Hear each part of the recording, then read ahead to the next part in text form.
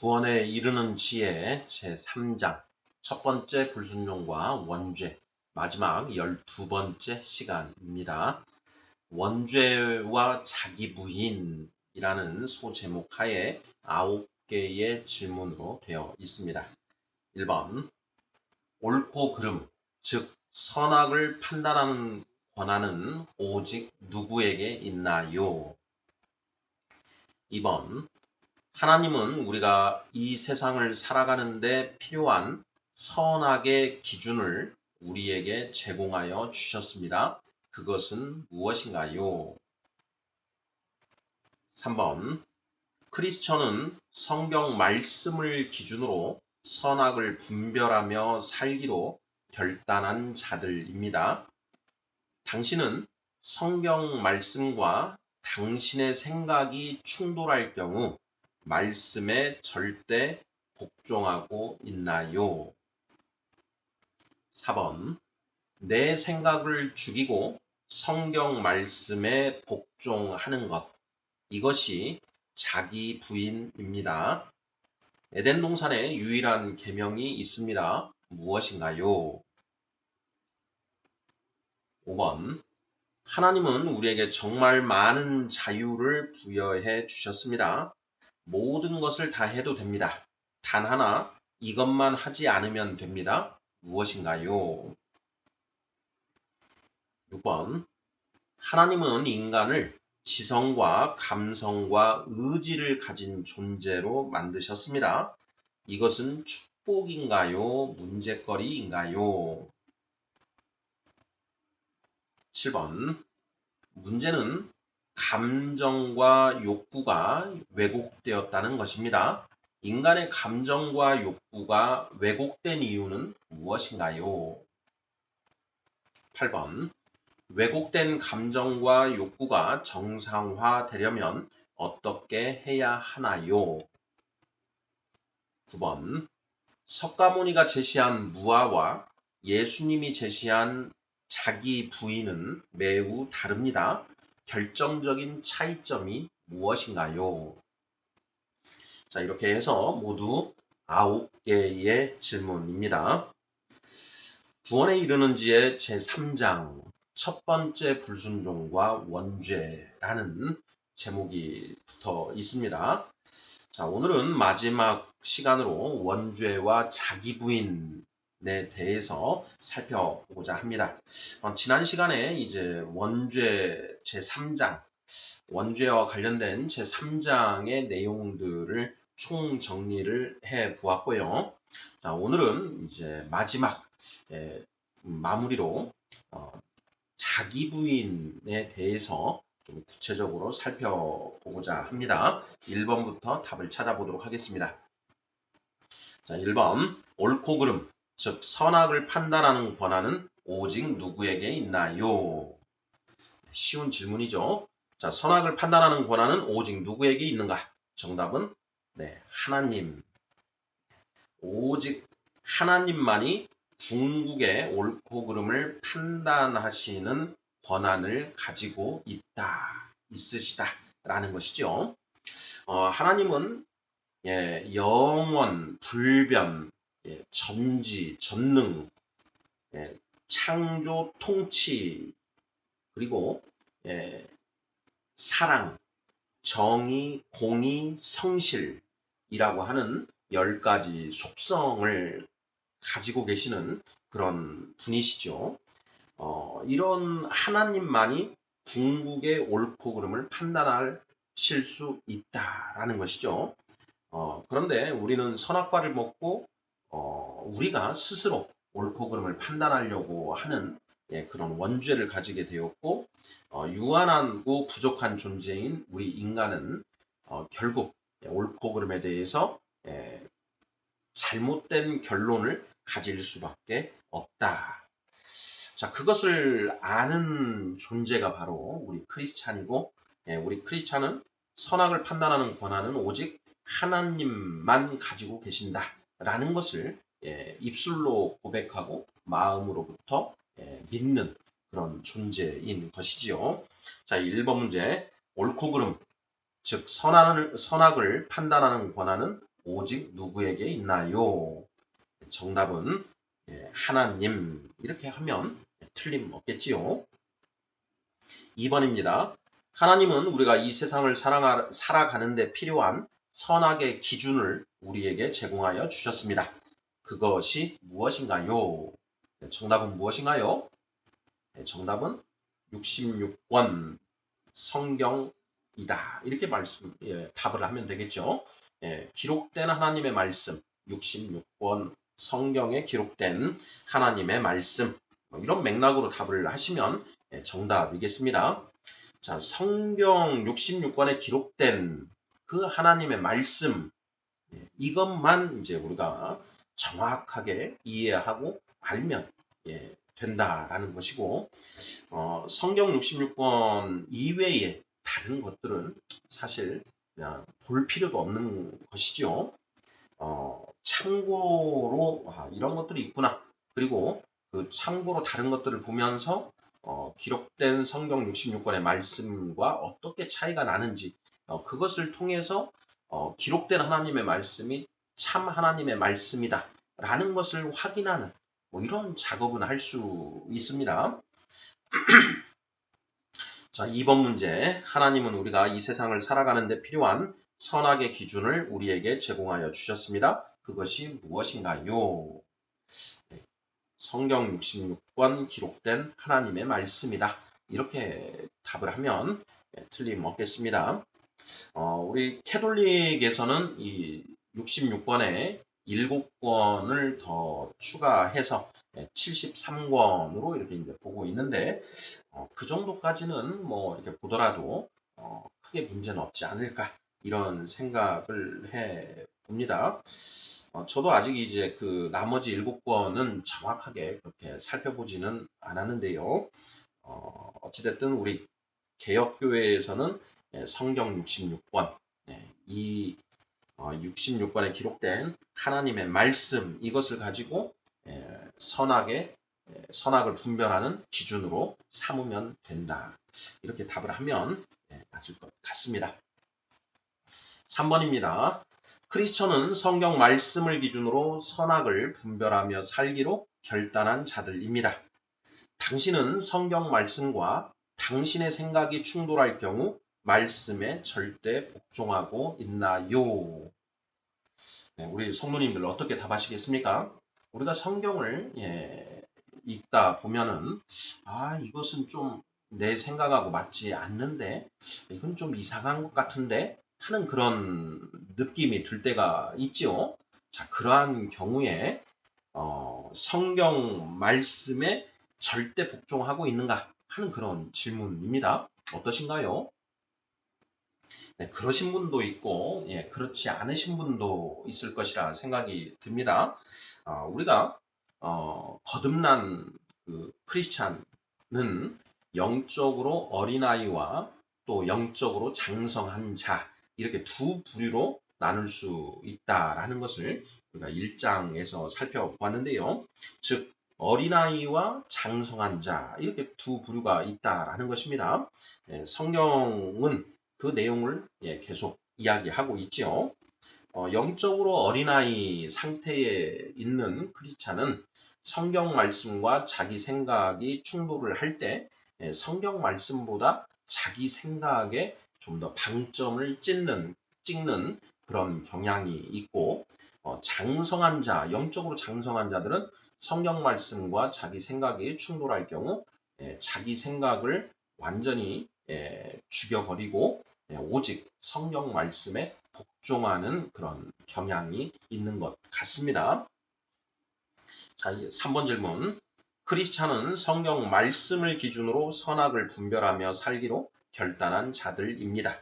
당신은 성경 말씀과 당신의 생각이 충돌할 경우 말씀에 절대 복종하고 있나요? 성경을 읽다가 이것은 2000년 전에 3000년 전에 쓰여진 것이기 때문에 그때 당시에 그 가치관이 반영된 그런 맥락이다. 그러므로 지금은 또 이 세상의 가치관이 바뀌어졌기 때문에 이 말씀도 좀 바뀌어야 되지 않느냐. 만약에 이런 생각을 가지고 있다라고 한다면 성경 말씀과 나의 생각이 충돌할 경우 내 생각을 앞세우는 그런 경우에 해당한다. 이렇게 말할 수 있지 않을까 싶습니다. 성경 66권에 기록된 하나님의 말씀은 영원 불변합니다. 시대와 동서를 막론하고 절대적으로 통용되는 진리이다. 절대 불변의 진리다. 이렇게 이제 우리는 크리스찬들은 그런 고백을 하는 존재이고 또 성경 말씀을 그렇게 대하는 존재이지요. 그래서 성경 66권에 기록된 말씀이 시대에 따라서 변경될 수 있다라든가 또 시대에 따라 해석을 달리해야 된다. 이렇게 생각한다면 그것은 좀 문제가 있는 그런 사고방식이다. 이렇게 우리가 보고 넘어가야 되지 않을까 싶습니다. 4번 문제 보겠습니다. 내 생각을 죽이고 성경 말씀에 복종하는 것. 이것이 자기 부인입니다. 에덴 동산에 유일한 계명이 있습니다. 무엇인가요? 자, 내 생각을 죽이고 성경 말씀에 복종하는 것. 이것이 자기 부인이다. self denial. 자기 부인이다. 에덴 동산에 유일한 계명이 있습니다. 무엇인가요? 창세기 2장 17절이죠. 선악을 알게 하는 나무의 열매는 먹지 말라. 이것이 바로 에덴 동산에 있는 유일한 계명이었습니다. 선악을 알게 하는 나무의 열매는 먹지 말라. 자, 선악을 알게 하는 나무의 열매를 먹으면 어떻게 되는가? 원죄를 가지게 된다. 원죄가 무엇이냐? 옳고 그름을 자기가 스스로 판단하는 것이다. 사람이 스스로 판단하는 것이 바로 원죄다. 그것을 하면 안 된다라는 것이죠. 결국 옳고 그름을 너 스스로 판단하지 말아라. 옳고 그름을 판단하시는 궁극의 권한은 오직 하나님이 가지고 계시니 하나님의 말씀을 기준으로 선악을 분별하기만 하라. 이것이 바로 에덴 동산의 그 유일한 계명, 선악을 알게 하는 나무의 열매는 먹지 말라라는 그 계명의 참 의미가 아닌가 싶습니다. 내 생각을 죽이고 성경 말씀에 복종하는 것, 이것이 바로 자기 부인이다. 너희가 나를 따르려거든 자기를 부인하고 매일 너의 십자가를 지고 나를 따르라. 이렇게 예수님께서 말씀하십니다. 자, 여기에서 자기를 부인하고 어떻게 하는 것이 자기 부인인가? 한마디로 말하면 내 생각을 죽이고 성경 말씀에 복종하는 것. 이것이 곧 자기 부인이다. 자, 예수님은 말씀이십니다. 예수님께서 너희가 나를 따르려거든 이렇게 말씀하시는데 여기 예수님 나를 하나님의 말씀으로 바꿔보면 너희가 하나님의 말씀인 나를 따르고자 한다면 자기를 부인하고 너의 생각을 죽이고 너의 십자가, 너의 사명을 지고 하나님의 말씀을 쫓으라. 이렇게 딱 읽어보면 정확한 의미가 드러나지요. 우리가 성경을 읽으면서 예수님을 지칭하는 표현이 나오면 하나님의 말씀으로 바꾸어서 읽어보면 뜻이 명확해진다라고 했습니다. 그렇게 읽어보면 아주 유익하죠. 5번 문제 보겠습니다. 하나님은 우리에게 정말 많은 자유를 부여해 주셨습니다. 모든 것을 다 해도 됩니다. 단 하나, 이것만 하지 않으면 됩니다. 무엇인가요? 원죄, 선악, 즉 옳고 그름을 내가 스스로 판단하지만 않으면 된다라는 것이죠. 그 외에 나머지는 마음대로 다 해도 된다라는 것이죠. 에덴 동산에 유일한 하나의 계명이 있습니다. 선악을 알게 하는 나무의 열매는 먹지 말라. 자, 우리 성령 받은 사람은 에덴 동산에 들어온 것이나 뭐 진배 없는 것이죠. 자, 우리가 하나님의 백성이 되었습니다. 자, 하나님의 백성은 오직 하나님의 법에 따라 사는 것이죠. 내 마음의 법을 쫓아가면 안 됩니다. 내 생각, 내 가치관을 쫓아가는 것이 아니라 오직 하나님의 말씀을 기준으로 하나님의 법에 따라 살면 그거 하나로 충분하다라는 것이죠. 5번 문제. 하나님은 우리에게 정말 많은 자유를 부여해 주셨습니다. 모든 것을 다 해도 됩니다. 단 하나, 이것만 하지 않으면 됩니다. 무엇인가요? 옳고 그름을 내가 스스로 판단하지만 않으면 된다. 이런 맥락으로 답을 하면 틀림없겠습니다. 자, 이것을 제외한 나머지는 다 해도 된다. 무한 자유. 6번 문제 보겠습니다. 하나님은 인간을 지성과 감성과 의지를 가진 존재로 만드셨습니다. 이것은 축복인가요? 문제거리인가요? 하는 질문입니다. 자, 지정의라고 하지요. 하나님은 인간을 지성과 감성과 의지를 가진 존재로 만드셨다. 맞습니까? 틀립니까? 자, 이 지구상에 있는 생명체 중에 지성과 감성과 의지를 가지고 있는 존재는 인간이 유일하지요. 자, 바로 그것을 이제 창세기 1장 26, 27절을 통해서 확인해 볼 수 있습니다. 읽어보겠습니다.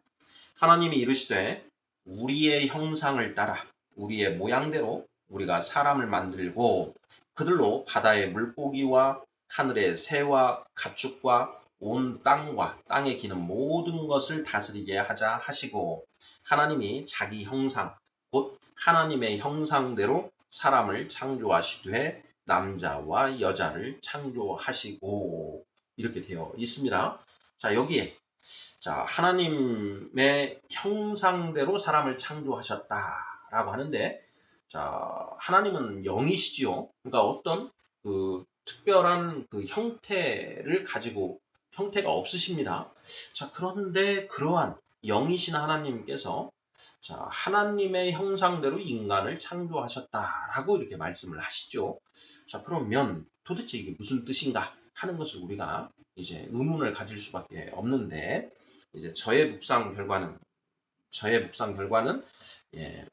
하나님의 형상대로 창조하셨다라는 것은 자, 하나님은 지정의를 가지신 존재이신데 자, 우리 인간을 만드실 때 우리 인간도 지정의를 가진 존재로 창조하셨다. 이렇게 해석을 하면 딱 맞는 것 같습니다.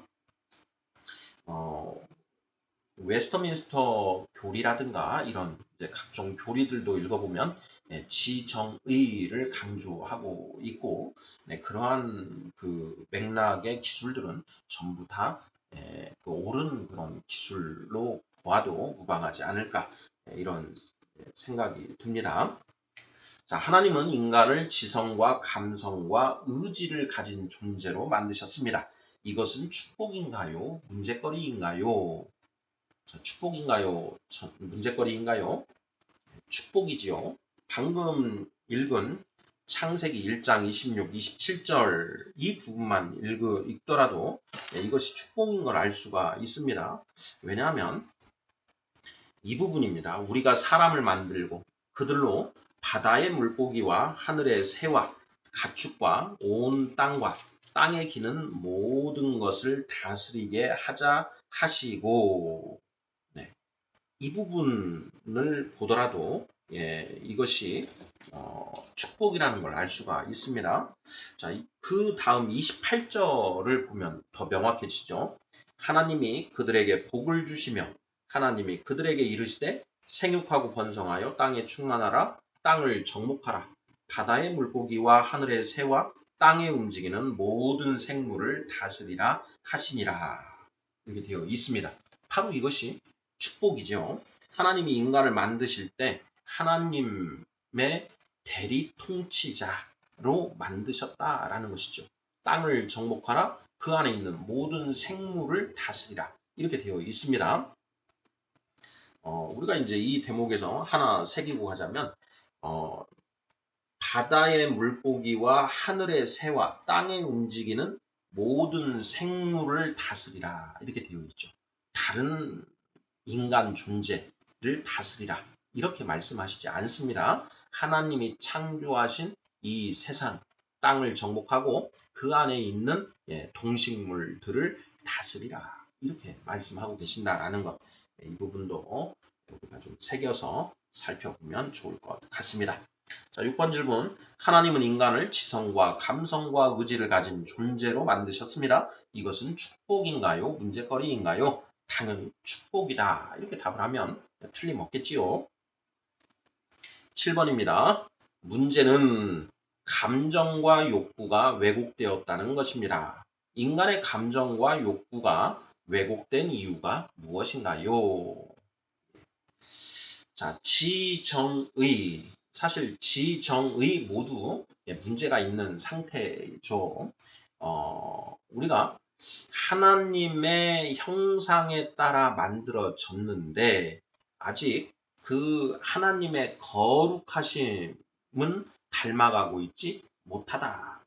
하나님의 그 거룩하심에 그 어느 정도 따라가야 되는데 그 정도까지 되어 있지 못하다라는 것이죠.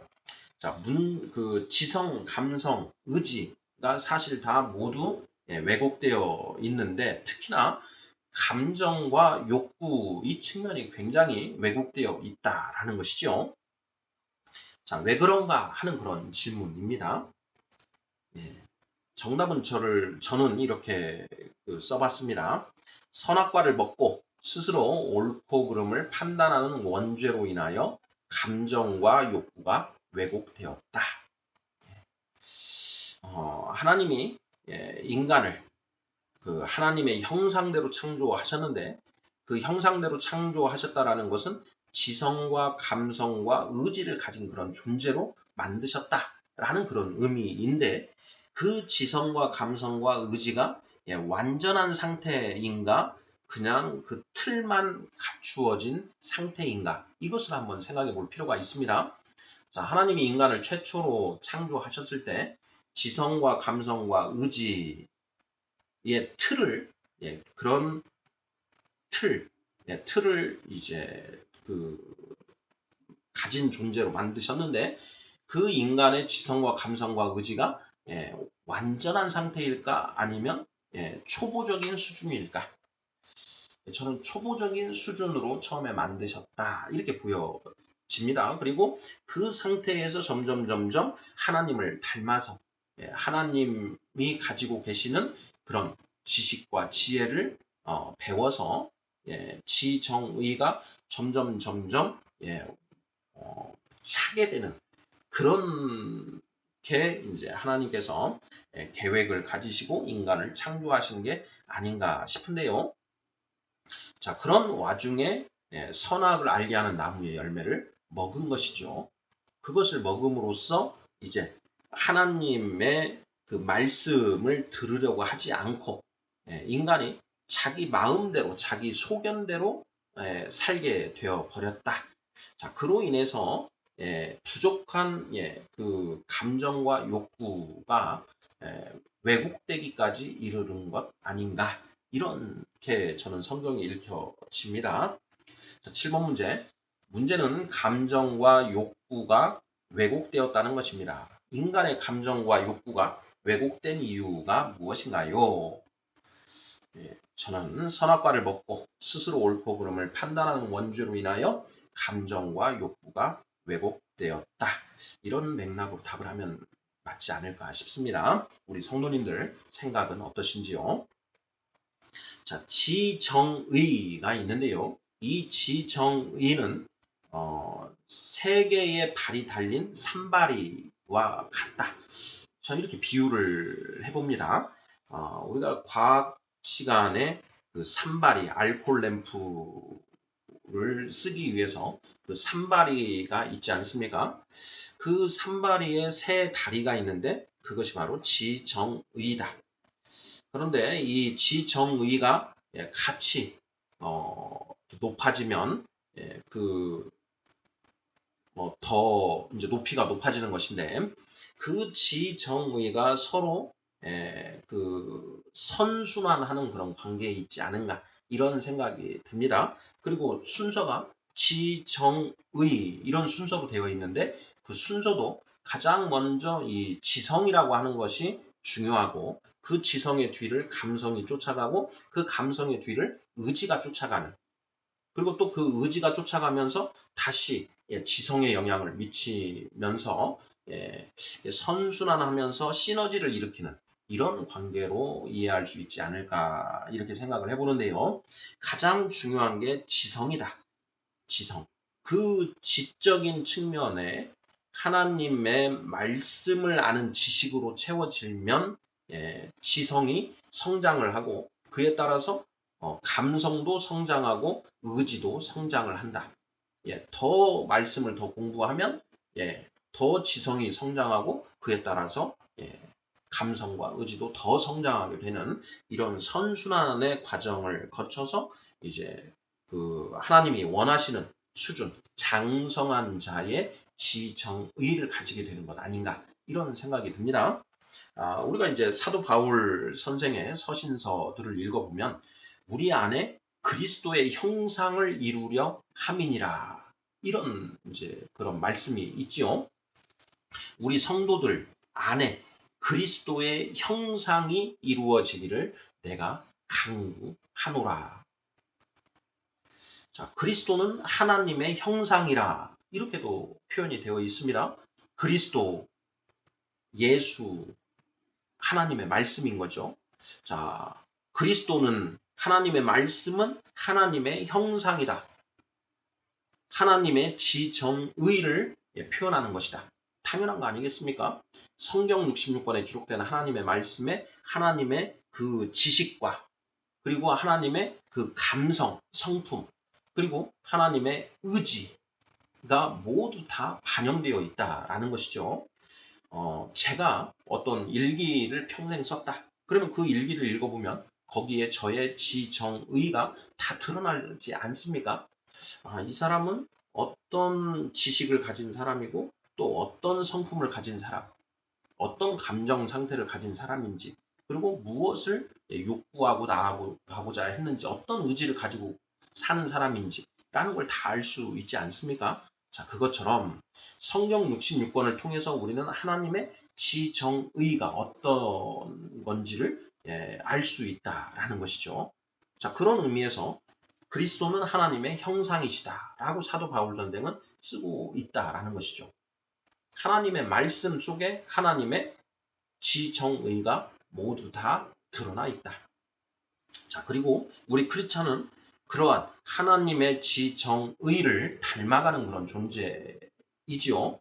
자, 그렇기 때문에 우리 안에 그리스도의 형상이 이루어져 가는 것이고 그렇게 그리스도의 형상이 우리 안에 이루어져야만 된다. 그리스도의 형상이 이루어진다는 것은 바로 그리스도의 지정의가 우리 안에 형성된다. 이런 의미로 이해를 하면 딱 맞는 그런 이해가 아닐까 싶습니다.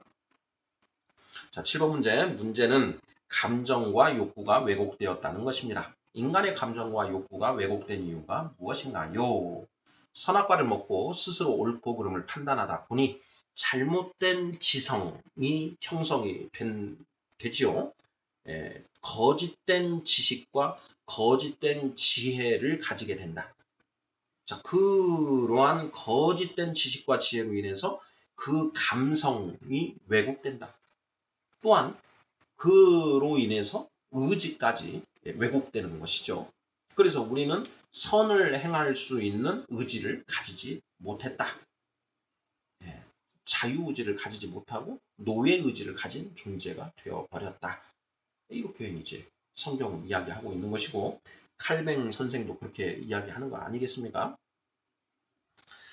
7번 문제. 인간의 감정과 욕구가 왜곡된 이유는 무엇인가? 선악과를 먹고 스스로 옳고 그름을 판단하는 원죄로 인하여 인간의 지정의 모두 왜곡되고 말았다. 이런 맥락으로 답을 하면 딱 맞지 않을까 싶습니다. 8번 문제입니다. 왜곡된 감정과 욕구가 정상화되려면 어떻게 해야 하나요? 7번 문제에서 답이 어느 정도 나왔지요. 자, 왜곡된 감정과 욕구가 정상화되려면 어떻게 해야 하는가? 원죄로부터 벗어나면 되는 것이죠. 자기 생각과 가치관을 버리고 오직 하나님의 말씀을 기준으로 나의 이 지성을 다시 쇄신시켜 나가면 그것에 따라서 감성이 바뀌고 의지가 바뀌는 것이죠. 그래서 지정의가 하나님의 그것을 닮아가기 시작하게 된다. 왜곡된 감정과 욕구가 정상화되려면 어떻게 해야 하는가? 내 생각과 가치관을 버리고 오직 하나님의 말씀을 기준으로 선악을 분별해야 한다라는 것이죠. 이것이 바로 자기 부인입니다. 너희가 나를 따르려거든 자기를 부인하고 너의 십자가를 지고 나를 따르라. 하나님의 말씀을 따르라. 너의 생각을 가치관을 버리고 부인하고 하나님의 말씀을 쫓으라. 그러면 우리가 예수님을 따라가는 거다라는 것이죠. 요한복음 8장 31, 32절입니다. 예수께서 자기를 믿는 자들에게 이르시기를 너희가 내 말에 거하면 하나님의 말씀이죠. 하나님의 말씀 안에 거하면 참으로 내 제자가 되고 진리를 알지니 진리가 너희를 자유케 하리라. 이런 말씀을 하십니다. 8번 문제, 왜곡된 감정과 욕구가 정상화되려면 어떻게 해야 하나요? 원죄로부터 벗어나야 한다. 원죄로부터 벗어나려면 어떻게 해야 되느냐? 자기를 부인하고 선악을 판단하지 말고 선악을 분별하라. 자기 생각과 가치관을 버리고 오직 하나님의 말씀을 기준으로 선악을 분별하라. 이렇게 답을 하면 딱 맞지 않을까 싶습니다. 자, 마지막 9번 문제입니다. 석가모니가 제시한 무아와 예수님이 제시한 자기 부인은 매우 다릅니다. 결정적인 차이점이 무엇인가요? 지난 시간에도 그렇고 이 시간에도 이 석가모니의 가르침 이 부분을 좀 대비해서 좀 살펴보고 있는데요. 그 석가모니가 이제 주창한 무아라고 하는 개념이 있습니다. 무아.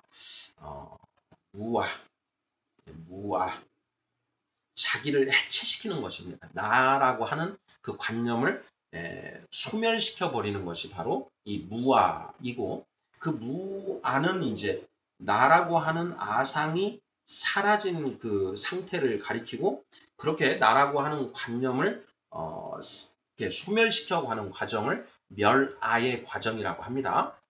소멸시키다 할 때의 멸자, 멸망시키다 할 때의 멸자에 나 아자를 써서 멸아의 과정을 거쳐서 무아에 이르게 된다라는 것인데 이 무아의 개념과 자기 부인의 개념은 공통점도 있지만 완전히 다른 개념이다라는 것을 좀 우리가 좀 정확하게 알 필요가 있어서 이 부분을 좀 여러 번 언급을 하는데요. 자, 석가모니가 제시한 무아와 예수님이 제시한 자기 부인은 매우 다릅니다. 결정적인 차이점이 무엇인가요? 자, 무엇일까요? 우리 성도님들. 뭐 예를 들어서 그 불제자들이 그분들이 우리 크리스찬들에게 그 성경을 읽어보니까 예수님이 자기를 부인하고 나를 따르라 이렇게 말씀하시는 것을 보면 우리 석가모니 부처님의 가르침과 거의 같은 것 같은데 그렇지 않습니까? 이렇게 이제 예를 들어 물어본다. 그랬을 때 우리 크리스찬들은 그것이 좀 비슷한 점이 있는데 사실은 매우 다릅니다. 라고 이제 정확하게 좀 얘기를 해줄 수가 있어야 되는데 어떤 말을 해야 하는가? 이런 질문입니다. 저는 이렇게 답을 해 보았습니다. 석가모니가 제시한 무아는 지정의 모두를 부정할 것으로 부정하라고 요구하는 반면 예수님께서 제시한 자기 부인은 자기 생각과 가치관을 버리고 하나님의 말씀을 기준으로 선악을 분별하라는 것만 요구하십니다. 이 점에서 차이가 있습니다. 이렇게 답을 하면 딱 맞지 않을까 이렇게 생각을 하는데요. 좀 어렵지요. 쉽게 표현하면 무엇이냐? 자, 석가모니 부처님이 말씀하신 그 무아라고 하는 개념, 예, 나라고 하는 그 아상, 셀프 이미지로부터 탐진치가 발생하고 탐진치로부터 108번뇌가 발생한다. 이렇게 이제 말씀하는데 그 석가모니는 셀프 이미지, 아상이 어디에서 비롯됐느냐라고 이제 답을 찾았냐면 인간이 각자 다른 육신을 입고 태어나는 것, 여기서부터 필연적으로 아상이 발생하게 된다라고 이제 그 답을 찾았는데 성경은 그렇게 얘기를 하고 있지 않다라는 것이죠. 자, 성경에서는 하나님이 아담의 갈비뼈를 가지고 하와를 만들었습니다. 그러니까 다른 육신은 이제 그때 이미 만들어진 것이죠. 그런데 아담은 그 하와를 보면서 내 살 중에 살이요 뼈 중에 뼈다 라고 하면서 둘이 한 몸을 이루고 벌거벗었으나 서로 부끄러워하지 않았다. 그러니까 육신이 다르다라고 해서 그걸로 인해서 아상이 생겨나는 것은 아니다. 고 말하고 있고, 자, 그 아상은 어떻게 생겨나느냐? 선악과를 먹고 각자 스스로 선악을 판단함으로써 비로소 아상이 발생하게 되었다. 너와 나를 구별하게 되었다라고 성경은 말씀하고 있습니다. 결국 육신이 다르다는 그것이 문제가 아니고 각자 자기 생각과 가치관을 기준으로 옳고 그름을 판단하는 것, 그것이 문제다라고 하나님은 말씀하고 계십니다. 그래서 우리 크리스찬들은 너와 나라고 하는 그 육신 자체, 육신의 다름은 그대로 인정해도 아무 문제가 없습니다. 그런 상태에서 우리는 내 생각과 가치관을 버리고 하나님의 말씀을 기준으로 삼기만 하면 육신이 다른 수천 수만 명이 모여 있어도 한 마음 한 뜻으로 한 몸이 될 수 있습니다. 이렇게 성경은 말씀하고 있고 그 점에서 석가모니의 가르친 것은 다릅니다. 이렇게 답을 할 수 있다라는 것이죠. 쉽지요? 이해가 되십니까? 우리 성도님들? 예.